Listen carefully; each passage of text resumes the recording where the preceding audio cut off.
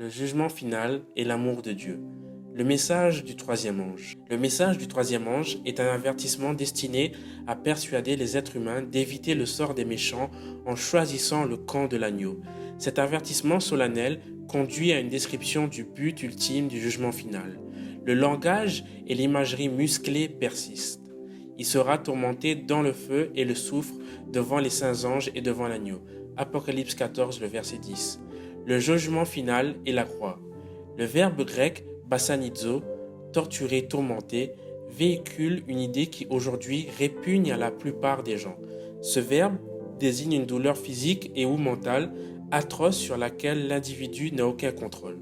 Dans l'Apocalypse, il est utilisé pour décrire la douleur intense que la femme ressent pendant l'accouchement.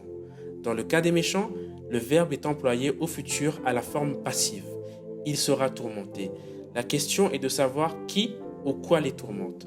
Pour trouver des réponses, penchons-nous sur la formulation et l'intention du passage. Devant l'agneau. Les méchants sont tourmentés devant les saints anges et devant l'agneau. Nous avons ici l'image des méchants souffrant d'une douleur intense alors qu'ils se tiennent devant les saints anges et devant l'agneau. Cette image de Jésus, accompagné des anges, trouve ses racines dans des passages de l'Ancien Testament, lesquels annoncent que Dieu, escorté par les anges, revient pour juger les méchants et sauver son peuple.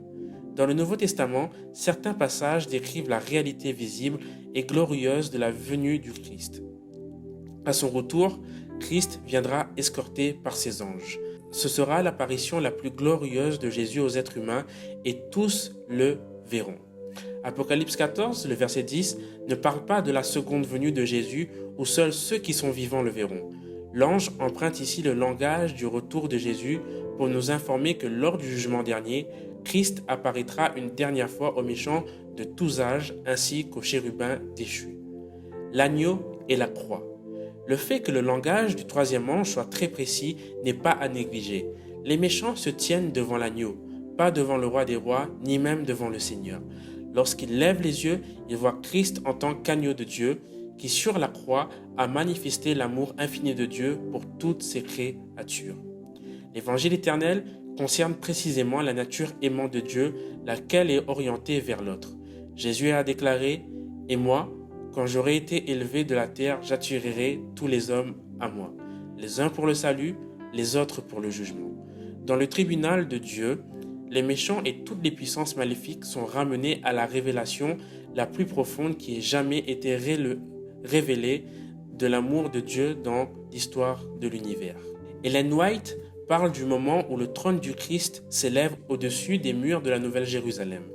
Les méchants le voient au-dessus du trône sous l'emblème de la croix. Elle écrit également « Devant la vision du calvaire et de sa mystérieuse victime, les pécheurs se tiendront condamnés. » Nous pourrions peut-être conclure que ce qui tourmente les méchants, c'est la manifestation de l'amour de Dieu à travers l'agneau. Cet amour révèle les sentiments de culpabilité et ils se voient tels qu'ils sont réellement, tout en se rendant compte qu'ils ont éternellement séparés d'un Dieu si merveilleux. S'ils avaient accepté le don du salut offert par l'agneau, ils auraient échappé au jugement de condamnation. L'apparition de l'agneau aux méchants amènera le conflit cosmique à une résolution pacifique. Au tribunal, lors du jugement dernier, la preuve la plus convaincante que Dieu soumettra aux méchants, à Satan et à ses démons, c'est son amour désintéressé révélé sur la croix par l'agneau qui a été immolé. En fait, c'est la seule preuve qu'il présentera, car elle est largement suffisante. En regardant la victime sacrificielle, les forces du mal reconnaîtront et confesseront que Dieu est vraiment juste dans son jugement à leur égard et qu'elle mérite de mourir parce que c'est elles qui ont choisi.